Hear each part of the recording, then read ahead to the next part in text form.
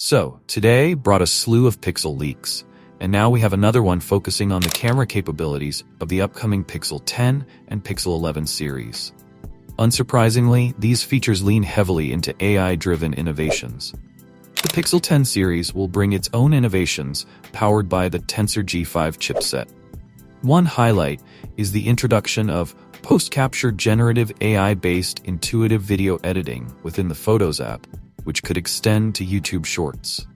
This feature aims to simplify video editing using AI-generated adjustments. Another addition is Speak to Tweak, allowing users to edit photos through voice commands. Google is also working on Sketch to Image, a tool similar to Samsung Galaxy AI's offerings, enabling users to transform sketches into images. The Magic Mirror feature is another upcoming addition, though its exact purpose remains unclear.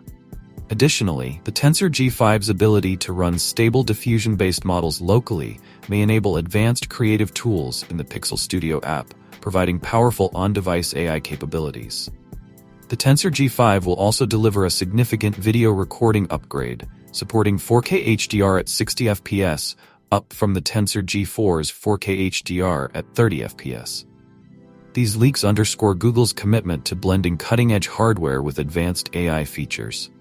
With the Pixel 10 and Pixel 11 series, the company is pushing the boundaries of what smartphones can achieve, particularly in photography and video editing, making these devices exciting prospects for 2025 and beyond. The Pixel 11 Pro, set to debut in 2026, will showcase a next-gen telephoto camera. This camera will combine advanced hardware with AI to deliver a remarkable 100x zoom for both photos and videos. Additionally, the Pixel 11 Pro will introduce an upgraded cinematic blur feature, supporting 4K at 30 FPS and a new video relight option. As the name suggests, video relight allows users to adjust lighting conditions in recorded videos.